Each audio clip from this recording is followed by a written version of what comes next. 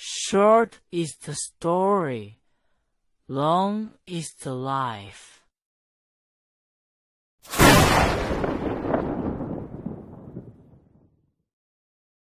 Wukong's archive presents China Urban Legends, The Night Watchman of Taizhou. The Taizhou, isn't the prefecture-level city of today. It's the old Taizhou prefectural seat, Linhai. Mountains on three sides, water on one. The water is the Ling River, and the mountains are the Jiangnan Mountains. The Ling River is a tidal river, 2 tides a day. When the tide rises, the river flows backward, pressing in from the sea toward the city, pushing so hard that boats get turned around. The old folks say the tide is the river's breath. A river can breathe, a mountain can doze off, a city can sleep. In this life of mine, the first 30 years were glory, the last 30 were resignation. Glory, because I kept the night watch over the Taizhou prefectural city wall for 30 years.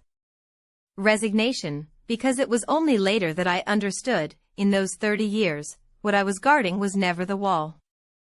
Jiangnan Mountain isn't tall. At its summit, 2 pagodas stand side by side, one tall, one short. The city folk call them the twin pagodas of Jin. The old folks say these 2 pagodas are 2 nails, hammered down from the sky, pinning the water vein of the Ling River. As long as the pagodas stand, the water behaves. If the pagodas ever fall, the water comes alive. The city wall runs along the river. On the southern stretch, the base of the wall sits soaked in the river water. The old folks also say this wall wasn't built by human hands. It was pressed down, pressed onto the Ling River like a dragon. Horses can gallop along the top of the wall. As the tide rises and falls, the river swells and shrinks, and the wall breathes right along with it. Night watchmen fear 2 things above all. One is walking close along the base of the wall at night, and the other is shining a lantern past the wall to the outside. Beneath the wall's base is water, and there are things in the water. Beyond the wall is the river, and there are things in the river too. Shine a lantern on them, and they know you're there. These words, my first day on the repair crew, when I was 22, the old master taught them to me. Back then I took them for just the trade's old sayings, and didn't let them sink in. By the time I believed them, it was already too late. My grandfather fired bricks. Every city brick from Taizhou Prefecture had characters stamped on its side, such and such kiln, such and such year, such and such man. Grandfather said the names on the bricks weren't for the government to check, they were for the wall to recognize. The wall remembered who fired every single brick. When the brickmaker died, the brick still kept the city for him. Press your hand against a city brick, and you could feel the warmth of that man's hand. It sounds like superstition, but people in our trade, we all believed it. Grandfather fired bricks in the kiln yard for 40 years. He said firing bricks was all about watching the color of the flame. If the flame color was right, the brick woke up. Once a brick woke, it recognized people. If the flame color was off, the brick came out dumb, knock on it and it gave a dull thud. A brick like that couldn't go on the wall wouldn't accept a dumb brick. In his youth, my father stood guard at a crenellation on the city wall. That was a time of peace, so guarding the crenellation just meant standing there, watching the river, watching the boats, watching the sun. My father stood guard for 8 years without incident, then was transferred to manage the warehouse, and lived out his life in safety. I often thought my father was a lucky man, because he never lived to see the wall torn down. In 1952, I was 22, assigned to the repair crew. The old master in the crew was surnamed Zhou, over 60, and had never once come down off the city wall in his whole life. The first lesson he taught me wasn't patching bricks, wasn't pointing mortar, it was the rules. He said, the wall is alive. The gaps between the bricks were filled with sticky rice mortar, and over the years the mortar developed its temper, grew into one body with the bricks. The wall recognizes you, so you have to recognize the wall too. Don't go up on the city wall alone at night. If a stranger goes up, the wall turns over. I asked, how does the wall turn over? He gave me a look and said, once the wall turns over, the person standing on it is no longer a person. The whole crew laughed, said old Master Zhou was getting on in years and loved telling old tales. I laughed along back then. I don't laugh now. I worked on the repair crew for 9 years, patched over 1,000 mortar joints, and could tell which brick was from the Ming Dynasty, which from the Qing, which was a Republic era patch. The wall's bricks were old and new mixed together, like a garment covered in patches. Old Master Zhou said, the more patches, the more the wall recognizes people. Every patch is one of the wall's eyes. The way to mix sticky rice mortar was the crew's secret recipe. Lime, sticky rice, tung oil, 3 ingredients, none optional. Once the mortar was mixed right, the brick joints would bite and not crack for 100 years. Old Master Zhou wouldn't let anyone watch when he mixed the mortar. He said if you watched, it lost its power. After he died, the formula was lost. These days, what they use to repair the city wall is cement. In 1956, the city wall had its big overhaul, and every mason in the whole city went up on the wall. It was like New Year. The first time I independently patched a brick was that year. Old Master Zhou had me feel the brick first. I felt it for an entire afternoon, until my hands were black. He said, what you're feeling is a Ming brick. Ming bricks are a finger thicker than Qing bricks, and 3/10 harder than Republic bricks. I asked him how he knew. He said, bricks recognize people, so people have to recognize bricks too. Feel them enough, and the brick will tell you which dynasty it's from. That day I was feeling along, and I felt the brick in my hand was warm, as if someone had just warmed it with their hands. That same big overhaul, a small thing happened. Over at the East Gate, they tore down a section of old wall top. The core of the wall was hollow, nothing in it, just damper than everywhere else, damp enough that water seeped out. The old masters gathered around and stared for a good long while. Nobody said a word. Finally old Master Zhou said, fill this section solid, use the old mortar. After that, nobody ever brought it up again. Thinking about it now, that was probably the first time the core of the wall showed its emptiness. Jiangnan Mountain, just from the name, you know what it looks like a piece of headcloth. Legend has it that in ancient times, an immortal passed by here and his headcloth fell onto the mountain, and that's how this mountain came to be. On the summit stand 2 pagodas. The taller one is called the 1,000 Buddha Pagoda, the shorter one the East Pagoda. The 1,000 Buddha Pagoda was built in the Tang Dynasty and restored in the Yuan Dynasty. 7 stories, 6 sides, and on every side are niches carved into the stone, each holding a Buddha statue. Packed in tightly, too many to count. The old folks said the Buddhas on the pagoda outnumbered the people in the city. Bells hung from the eaves, and when the wind blew, they clinked and clattered, and the whole city could hear them. When I was a kid, I followed the adults up Jiangnan Mountain and counted the pagoda bells. I lost track partway through. The adults said, you can't count the pagoda bells. The moment you count them clear, they stop ringing. I didn't believe it back then.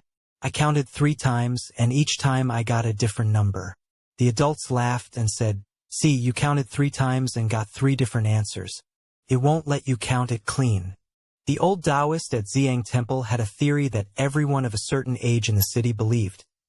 The Ling River was a living dragon, swimming around the city, and its tail was pinned beneath Jiangnan Mountain. The twin pagodas were 2 nails, nailing down the dragon's spine. The pagoda bells were the dragon's pulse. When they rang, the water vein was moving. When they were silent, the water vein was resting. Jiang Street was the oldest street in the city. It was named for a perfected person.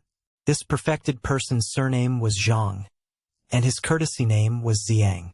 He was a Taoist from the Song Dynasty, born in Linhai, and he wrote a book called Wuzhen Pian, Awakening to Reality. Later generations called him Perfected Person Jiang. Legend says he refined alchemical pills west of the city. His well stood just outside the West Gate, and its water was warm in winter and cool in summer, drawn up still lukewarm. In the 1960s, the well was filled in. When they filled it, the workers said there was a layer of red mud at the bottom, like cinnabar. Down the street, one after another, stood Fong walls, arched brick gateways straddling the road, cutting the street into sections from south to north. The old folks said the Fong walls were built to mirror the pagodas. Pagodas hold back water, fangs hold back people. People lived inside the fangs, and water couldn't get in.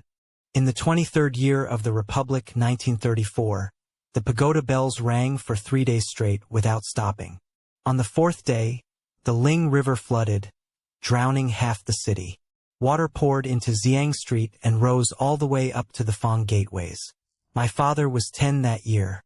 He followed the adults up onto the city wall to take shelter from the flood. He said the river water was muddy, and in the murk churned fish with white bellies, and other things heaving and surging in the waves. You couldn't make them out clearly, and you weren't supposed to. The adults covered his eyes and dragged him down off the wall. After the water receded, a watermark was left on the city wall, at chest height. That watermark stayed there until 1958, when the wall was demolished. The workers who tore it down said the watermark had seeped into the bricks themselves. It couldn't be scrubbed away. The old folks also said that the Great Flood of 1934 was the first time the twin pagodas failed to hold things back. Before that, whenever the pagoda bells rang, it was a single chime, one ring or two, and then it stopped. But in 1934, it was 3 chimes in a row, ringing all night long. From that time on, when people in the city heard 3 chimes from the bells, their hearts went cold. That rule was passed down all the way to my generation. When I later kept night watch, the first time I heard the pagoda bells ring 3 times was 1964. That year was exactly 30 years after 1934. The old folks said 30 years makes 1 generation. The pagoda bells remember clearly, people just don't. Later, my father never let me stand too long by the riverbank. I asked him what he'd seen that day, but he never said. Until the day he died, he never said. In 1958, during the Great Steel Campaign, they tore down the city wall and hauled away the bricks. The north section came down first. The north section wasn't flood-proof, but its bricks were the neatest, stacked one by one like books. The head of the demolition crew was surnamed Fong, a junior apprentice brother of my father's. I called him Uncle Fong. In the 3rd month of demolition, something went wrong. Every night, the workers heard a sound from inside the wall's core, thud, thud, thud, 3 beats, then a pause. Like someone inside the wall, knocking brick against brick. There was an old mason on the crew, surnamed Liu, 60 years old. After listening for one night, he said, "Stop tearing it down. That's the thing that suppresses the water. It's calling at the door. If the door doesn't open, it won't come out." Nobody listened to him. The next day, the demolition crew went to work as usual. That day, when they tore down that stretch, they found 2 earthen jars built into the wall's core, mouth to mouth, sealed together. The seams were packed tight with sticky rice paste, and mixed into the paste was cinnabar. Red so deep it verged on black. Uncle Fong and the others smashed the jars open. Inside was half a jar of water, and floating on the surface was a layer of ash, like incense ash or maybe paper ash. Uncle Fong shone a flashlight in. He said he saw a face reflected in the water, not his own face, and not the face of any of the workers standing next to him. That same night, the remaining wall of the north section collapsed in a stretch, crushing a worker to death. He was surnamed Liu, just past 20, newly married. His coffin was built by his wife out of the city wall bricks that had been pulled down. The bricks from the demolition, some were hauled off to build pig pens, some to pave roads. One by one, the bricks of the north wall bore the names of people from the Ming and Qing dynasties, scattered now through pig pens and by wellside in every household in Linhai. The demolition crew disbanded on the spot. That autumn, the Ling River flooded, water rising over the city wall. The south section was fine, but through the gap in the north section, water poured straight into the city. Only then did the higher-ups relent. Keep the south section. For flood control. That's how the south section was saved. I've thought about it since. What was saved wasn't the wall. It was something else. After the great flood that year, the townsfolk made up a little rhyme, tear down the wall, and the water comes. Even now, the old people in the city still say it. And when they say it, they all look at that stretch of wall in the south. The leftover foundation of the demolished north section is gone now too. In 1959, the broken bricks on the foundation were hauled away clean, the ground was leveled and filled, and vegetables were planted. The vegetables grew unusually well, lush and green. Whoever planted, harvested. The old folks in the city said it was the wall's bones nourishing the earth, the ground was rich. The young people laughed and said the old folks were telling old tales. But that vegetable plot, planted for over a decade, yielded a good harvest every single year, and even the insects wouldn't bite. There was one more thing that survived the year of the demolition. On the north wall there had originally been a defensive watchtower. They tore it halfway down, but the platform base wouldn't budge, so they left it there.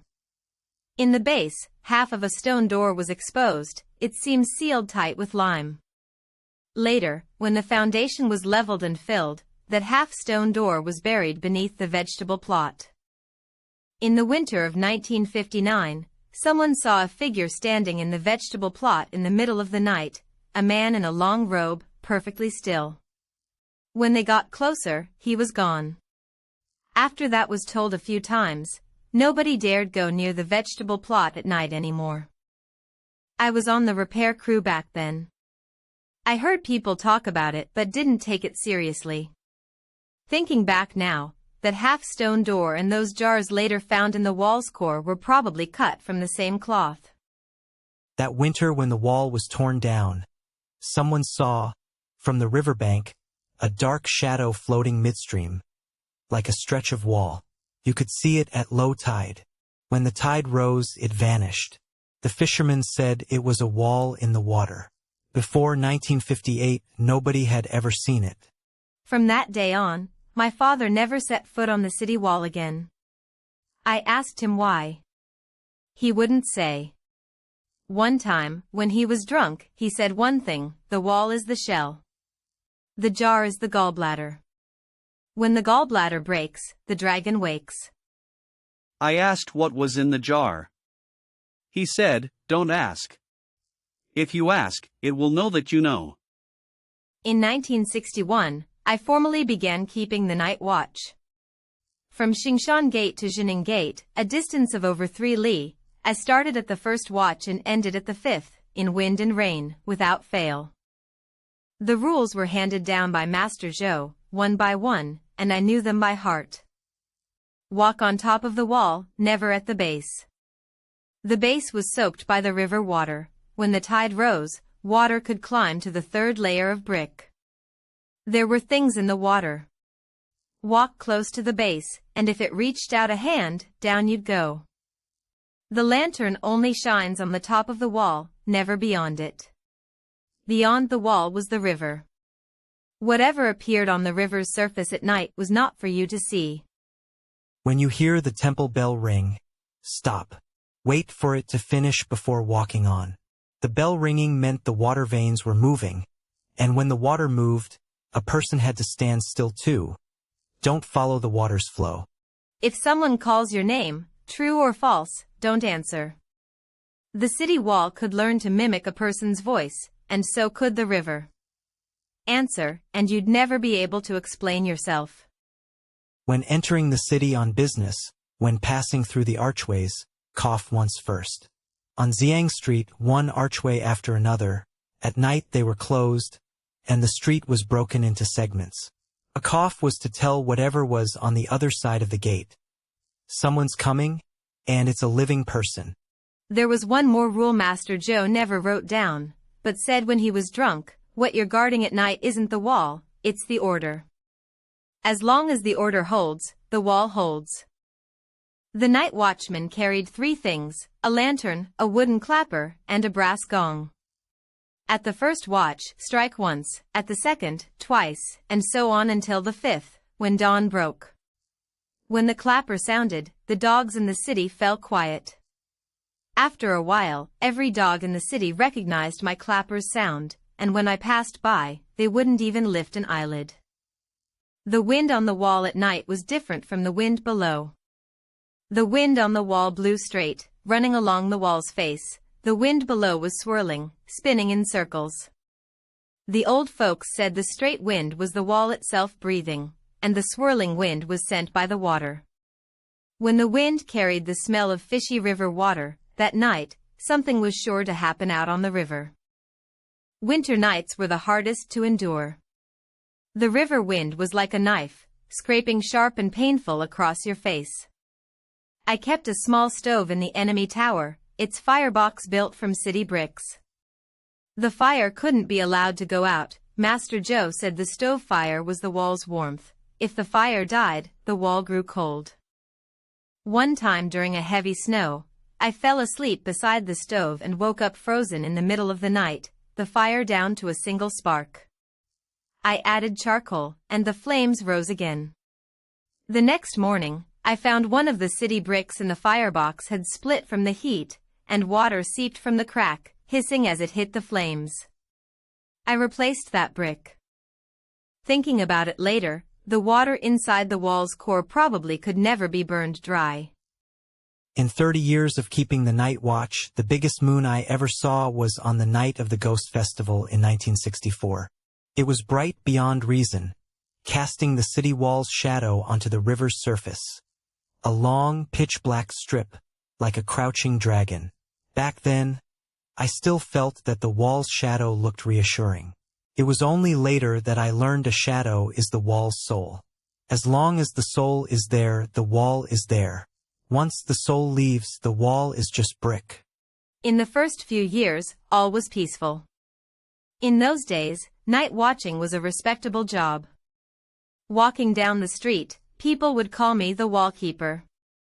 I married a wife, was allotted a house, and felt that life would be just fine like this. On the night of my wedding, Master Zhou had me go up on the wall as usual. He said a night watchman never gets a day off. My wife would later often say she'd married a night owl. When she said it, she was smiling. Thinking about it now, those years were the most glorious of my life. 1964, the middle of the 7th lunar month. That year's tide was high, higher than in past years. Of the stone steps outside Xingshan Gate, only 2 were left above water. Around the Ghost Festival, people in the city burned spirit money. The most was burned along the riverbank. The ashes drifted on the wind up to the city wall and landed all over my shoulders. I brushed them off and kept walking. The old folks said, when paper ash lands on you, don't brush it off. It means something is remembering your kindness. I didn't listen. I brushed it off. Later I thought, if I hadn't brushed it off that day, would the things that came after have been different? The Barbican at Xingshan Gate was a semicircular ring of wall that wrapped the city gate inside it, like an open mouth. Once you entered the Barbican, 3 sides were walls. Looking up, there was only the moon. The old folks said the Barbican was the mouth of the wall. If you walked at night and went into the Barbican, you'd better get out fast, before the mouth closed shut.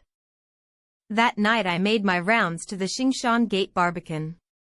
The moon was very bright, bright enough to make out the mortar lines between the bricks of the crenellations. When I reached the corner of the Barbican, out of the corner of my eye, I caught a figure standing behind the crenellations. I stopped and shone my lantern over. An empty crenellation. Ash had gathered in the brick cracks, with the shadow of the moon on it. Nothing there.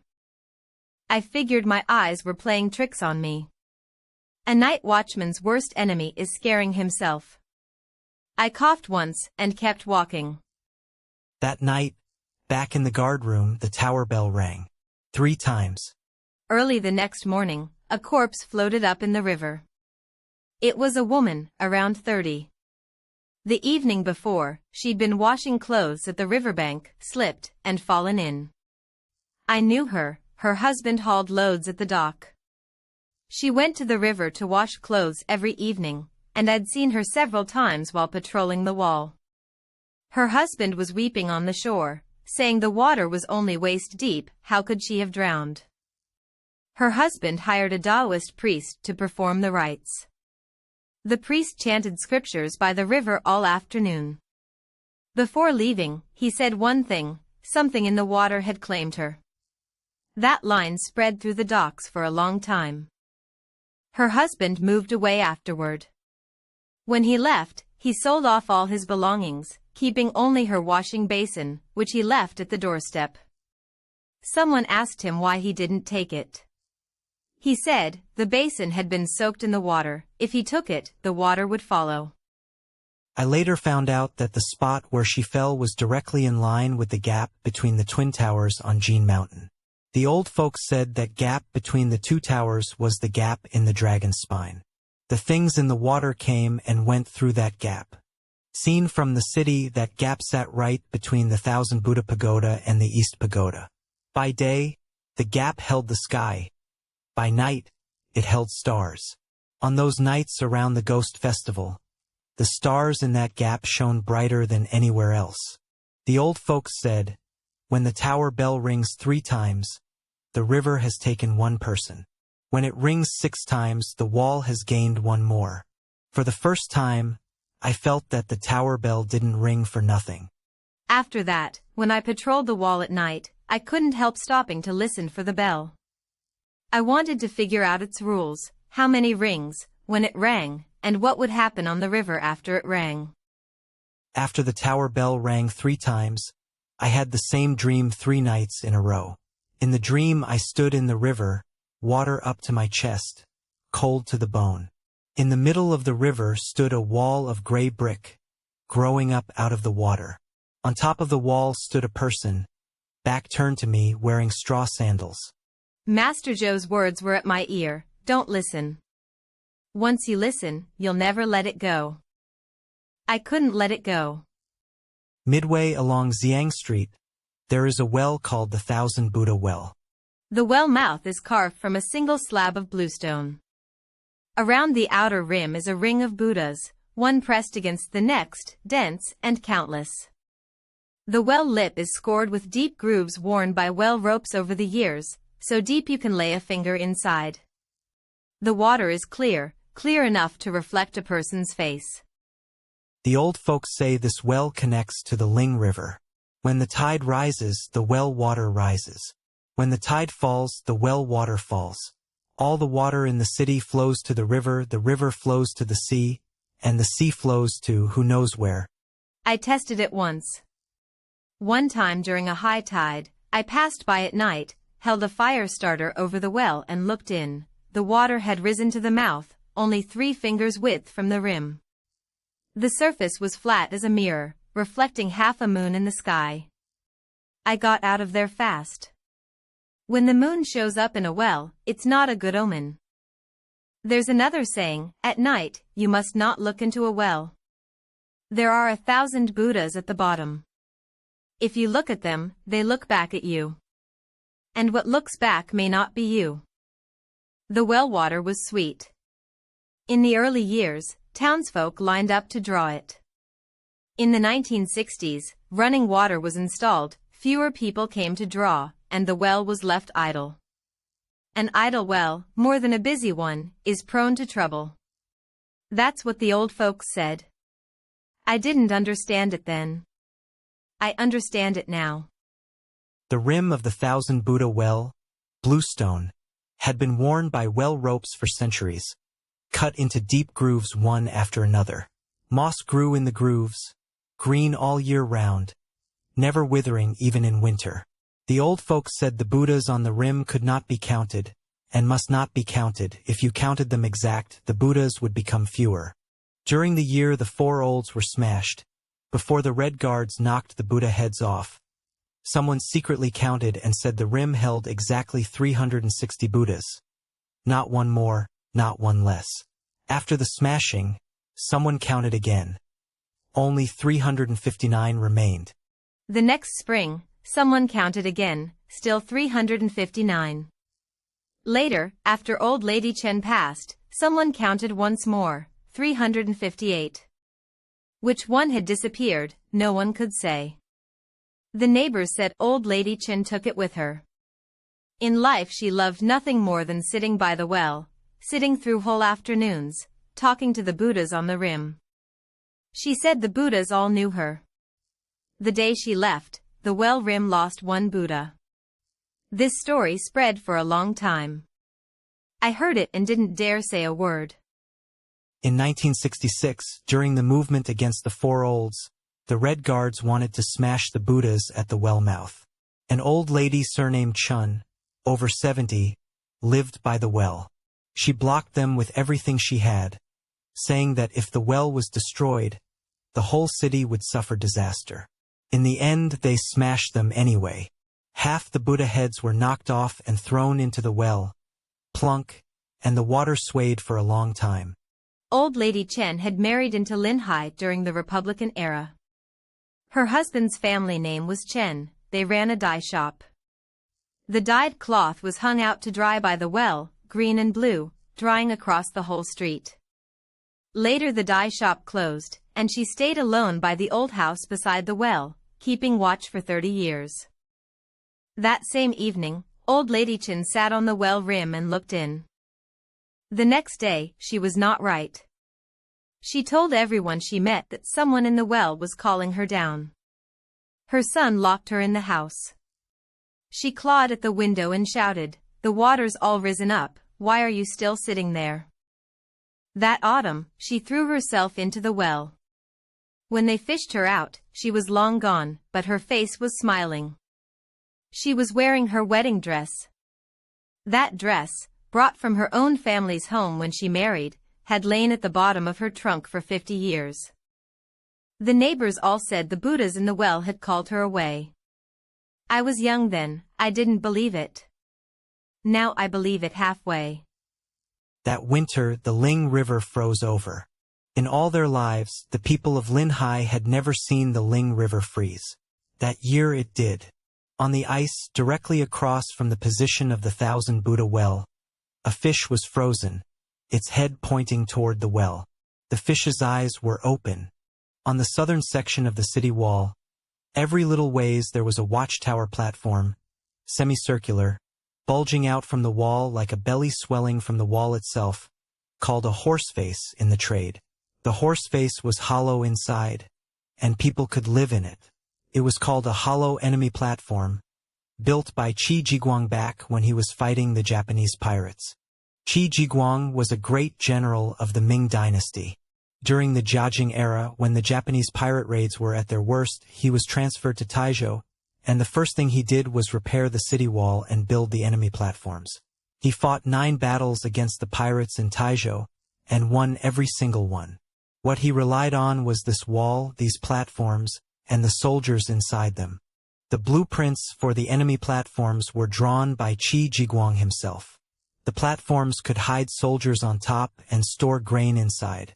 When the pirates attacked at the foot of the wall, the soldiers in the platforms would hit them from 3 sides. The soldiers back then wore straw sandals, walked the mountain paths, walked the city wall with no sound under their feet.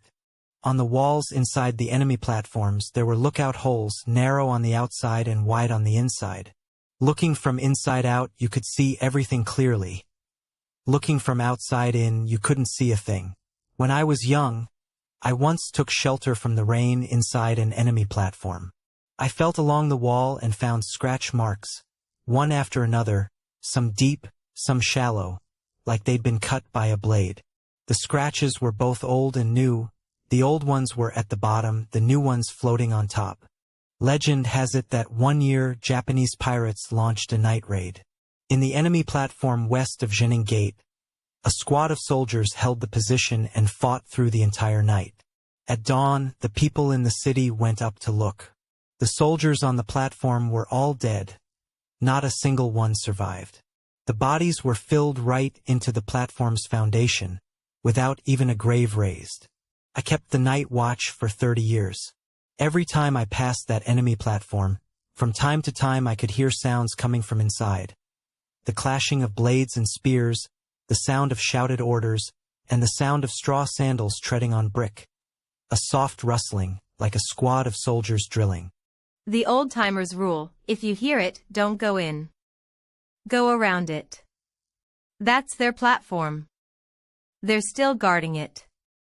That saying was passed down from Master Zhou. He said that when he was young, one time he heard sounds inside an enemy platform, and mustered up his courage to take a look inside. The place was completely empty, nothing at all, just a thin layer of fine dust on the brick floor. On the dust there was a row of footprints, straw sandal prints, walking in from the doorway, walking to the foot of the wall, and then gone. He said those footprints were wet. He never went into an enemy platform again. I asked him why the footprints didn't walk back out to the door. He said, they don't go out. They're the platform's guards. As long as the platform is there, they're there. I detoured around it for 30 years. In 1982, a summer night, it was raining. I patrolled to that enemy platform, and the sounds inside were especially real. The sound of blades and spears, the sound of shouted orders, the sound of footsteps, all in neat formation, walking from one end of the platform to the other, then back again. And there was one more sound. Someone inside was coughing. 2 coughs, like they'd gotten choked on the rain. I stood in the rain for a long time. In the end, I still didn't go in. After I got back, I looked through the county gazetteer. The gazetteer said that in the year of the Pirate Night raid, there were 37 soldiers in the enemy platform, and not one escaped. 37. That night, I counted the footsteps inside. 1, 2, 3. I counted to 37, and the footsteps stopped. I crouched in the rain, my back covered in cold sweat. I never dared tell anyone. Now that I think about it, if I had gone in that day, would I have known a little earlier about the things that happened later? In 1975, my father was gravely ill. He was paralyzed in bed, his mind confused, and he kept muttering 2 words, jar, water. When I tended to him, he would grab my hand and say again and again, the water in the jar, don't touch it. The water in the jar, don't touch it. That winter, he passed away. When he was lucid, my father told me that the thing he regretted most in his life was failing to stop the wall demolition crew in 1958. He said that when he was young, he too had believed the wall was alive. During those 8 years guarding the battlements, he climbed the wall every day and touched the bricks first. Only once the bricks recognized him did he feel at ease. After 1958, whenever he touched anyone's bricks, his heart went anxious. After my father was gone, I went to see Uncle Fong. Of all the people in the city who had smashed open the jars, he was the only one left. Uncle Fong had retired and went fishing by the river every day, but he never cast his line toward the middle of the river. I sat with him by the river for a whole afternoon before he spoke. He said, the 2 jars were placed mouth to mouth, and the seam between them was sealed with glutinous rice paste mixed with cinnabar. When they smashed them open, there was half a jar of water inside, with a layer of ash floating on the surface. He shone a flashlight at it. There was a face in the water. It wasn't his, and it wasn't the face of anyone standing nearby. He said he recognized that face. It was his own face, looking decades older. He was so frightened he dropped the jar. The water spilled onto the city wall foundation and seeped into the brick seams, soaking in completely cleanly, leaving not even a mark. I asked Uncle Fong what that half jar of water was. He said, it was water from the Ling River. What was built into the core of the wall was a jar of river water. I asked again, what about the face? He shook his head, I don't know. All I know is that water was wrong. Something wrong. If you disturb it, it latches onto you. I asked him again whether anyone had known there were jars in the wall before 1958. He thought for a moment and said, yes. In 1956, when the city wall was being repaired, an old master worker let it slip that there was stuff in the wall core, don't touch it. Nobody took it seriously. In 1957, that old. In 1983, the Thousand Buddha Pagoda was under major repair. Scaffolding went up, and the pagoda bells were taken down, carried away in baskets for maintenance. The day the bells were taken down, I stood on the city wall and watched. The workers unfastened the bells one by one and loaded them into 4 baskets. The old folks in the city stood at the foot of Jiangnan Mountain, craning their necks to look, no one saying a word. There was an old woman carrying a basket who stood there the whole afternoon, and before she left she said, "When the bells are all gone, the pagoda is just a shell." For the first month without the bells ringing, nobody paid it much mind. The city folk had long grown used to the sound, and without it, it was actually quieter. In the second month, 3 accidents happened to boats traveling on the Ling River. 1 boat ran aground in the fog, 1 capsized, and 1 sank, cargo lost entirely, though all the people aboard were rescued. The boat that sank was carrying tung oil. It went down in the middle of the river, and afterward oil slick spread across the surface. Under the moonlight, the oil was greenish, and from a distance it looked like a lamp lit at the bottom of the river. That lamp shone in the middle of the river for most of the night. Someone stood on the city wall at Xingshan Gate and watched for a long time, saying that light wasn't oil slick, there was something moving under the water, and each step it took, it lit up. By dawn, the oil had dispersed and the light was gone. The salvage crew said they found the boat and pulled up the cargo, not a single barrel missing. But the boatman said that when it sank, there had clearly been 1 barrel less. No one could verify it. The ledger recorded an even number. In the 3rd month, 2 people drowned by the river. Both were good swimmers, raised in the river since childhood. The 2 who drowned, one was a raft hand, the other a ferryman. Both men who made their living off the river. When they were pulled out, both were face up, eyes open, staring at the sky. Their families tried to close their eyelids 3 times, but they wouldn't stay shut. Later they invited Old Man Wu to take a look. Old Man Wu burned 3 sheets of paper money by the river and said 1 sentence. These 2 saw something they shouldn't have, so their eyes won't close. After the paper burned, they tried closing the eyes again, and they stayed shut. During those 3 months, the cats and dogs in the city were acting strange too. Cats got on rooftops during the day and yowled at the river at night. Dogs didn't bark, they just lay there, facing the river, whimpering. The elders said cats and dogs are more sensitive than people, they can see things. The city was uneasy. Some people went to the old site of Xiang Temple to invite a Taoist.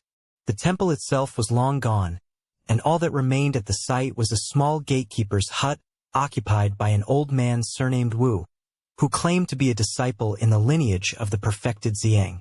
Old Man Wu had kept watch at the Xiang Temple site for 40 years. Inside his hut, he enshrined a stone tablet inscribed with the 2 characters, Xiang. Normally he paid no attention to anyone, but that day he spoke. He said, "The pagoda is the nail, the bells are the pulse. When the pulse stops beating, the dragon turns over. Once the dragon turns, the water wakes. Once the water wakes, it has to look for something." Someone asked what it was looking for. Old Man Wu wouldn't say. When they knocked again, he answered from inside his hut, "Stop asking. Ask too much, and it'll know you're asking about it." That autumn, the pagoda bells were hung back. On the first night, they rang 3 times. The next day, the river was calm and smooth, as if nothing had happened. But the water at East Lake stayed murky for 3 days.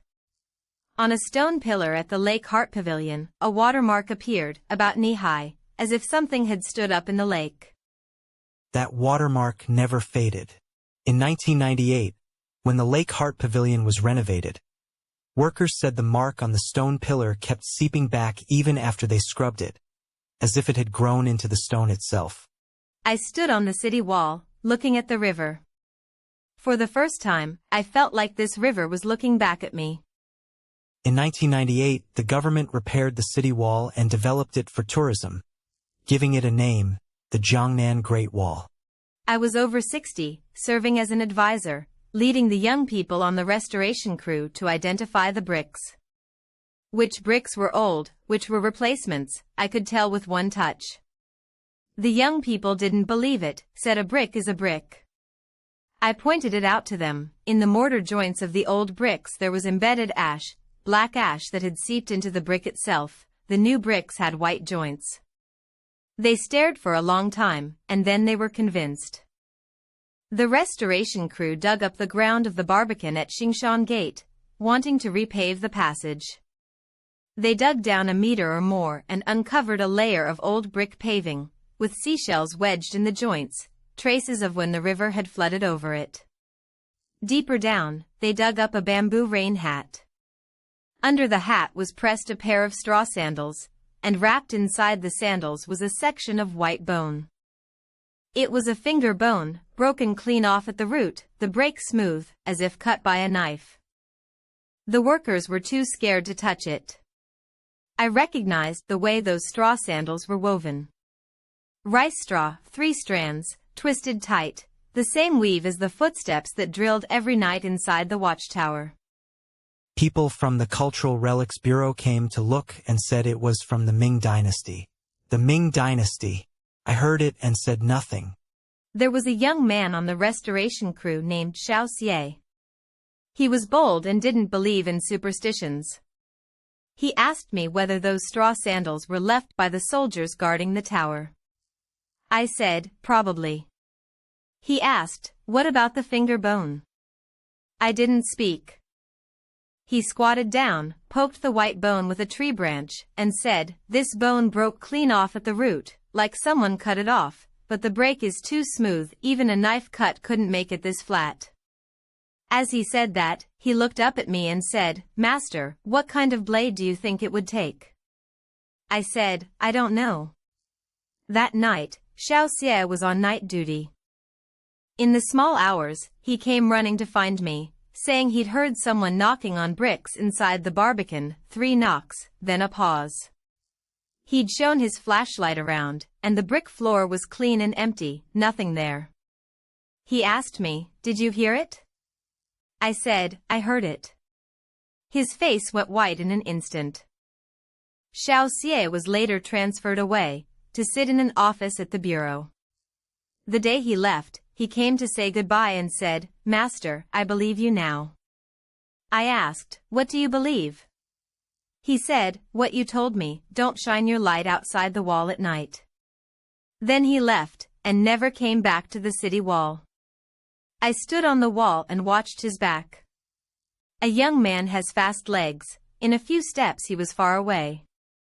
I suddenly felt that my whole life had been like that too, walking and walking, until I'd walked myself into a night watchman. That same evening, the restoration crew's workers on night duty in the Barbican said they heard someone knocking on bricks. Thump, thump, thump, 3 knocks, then a pause, coming up from underground, muffled, as if through a thick layer of earth. I went up onto the city wall at night. When I left, I first coughed at the door of the guard room. That was the old custom, cough when passing through a doorway, to let the ones on the other side know that what's coming is a living person. The moon was very bright, as bright as that night in 1964. When I reached the Barbican, a figure was standing behind the crenellation. This time I saw it clearly. He was wearing straw sandals, his trouser legs rolled up, as if he'd just come out of the water. He waved at me. I looked up at his face. There was no face. The moonlight passed straight through where his face was, and not even a shadow fell on the crenellation. I didn't respond. I didn't go over. I stood on the wall until dawn. At dawn, the figure was gone.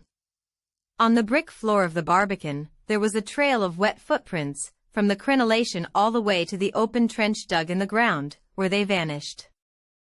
The next day, The workers said the brick floor had dried completely clean, not a trace of dampness. They said my eyes were playing tricks on me, said I was getting senile. I didn't argue.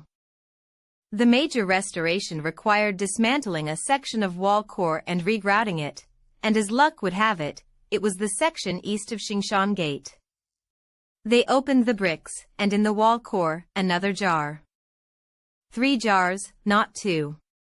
Arranged in a triangle, mouths facing up, all empty inside, dried and cracked.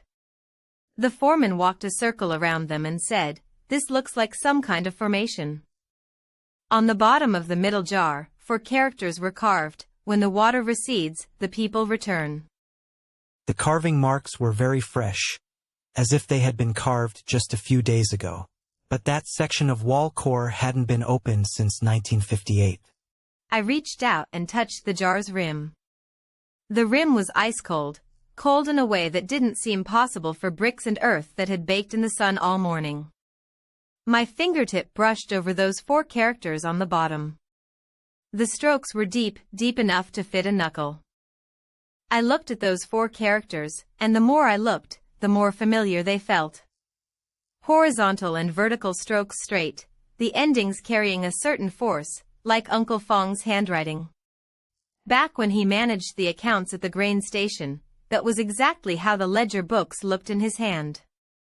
But Uncle Fong was already gone, he passed the year before last. He fished his whole life, and to his death never once cast a line into the middle of the river. No one knew when that 3rd jar had been built into the wall. No one knew who carved the characters. The 2 jars from 1958 had cinnabar mixed into their seams, sealed solid with glutinous rice paste. But this 3rd jar, its seams were completely clean, not even glutinous rice paste. It had been standing in the wall core on its own. No one had ever sealed it. Mouth up, bottom down, standing perfectly straight, as if someone had set it there and even adjusted its position. The foreman measured with a ruler, the 3 jars, identical spacing, not a hair off.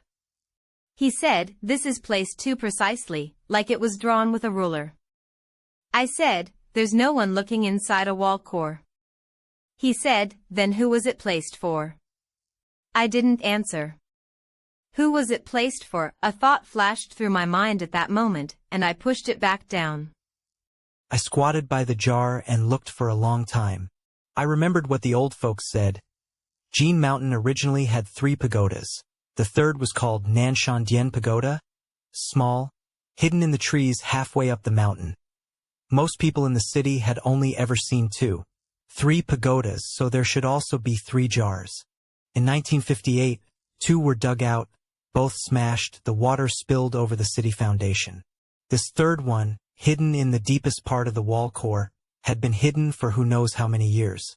Suddenly I understood something. The 2 jars from 1958 might not have been for suppressing the water. They were guarding the door. With the guards smashed, whatever was behind that door had been waiting for this empty jar.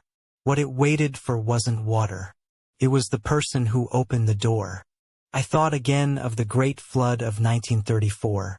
The water spread beneath the neighborhood gates, and people in the city took shelter on top of the walls.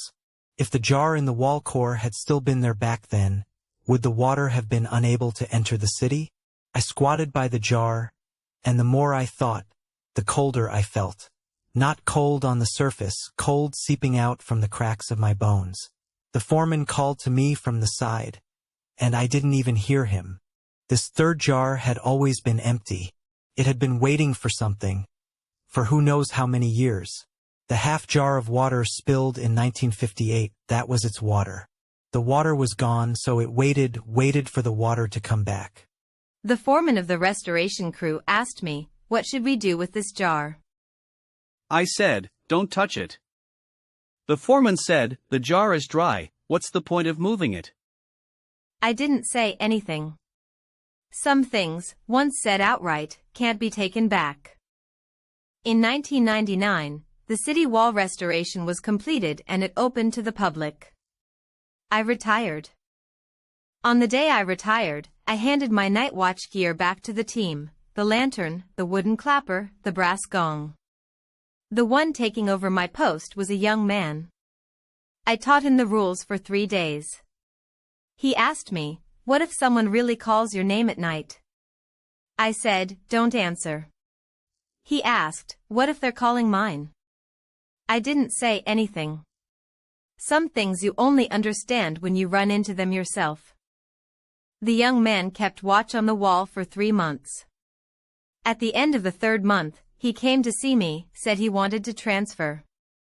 I asked him what was wrong. He said, one night, he heard someone call his name, not loud, right at the foot of the wall, 3 times. He didn't answer, but that voice, he recognized it.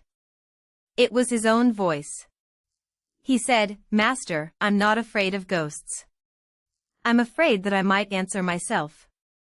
I said, "Did you answer?" He said, "No." I said, "That's good." He transferred in the end, to East Gate to guard the gate. East Gate opened by day and closed by night, no night watch needed. When he left, he said to me, "Master, you kept watch for 30 years. How did you get through it?" I said, "I didn't get through it. I believed in the rules." That last year, I still lived at the foot of the wall.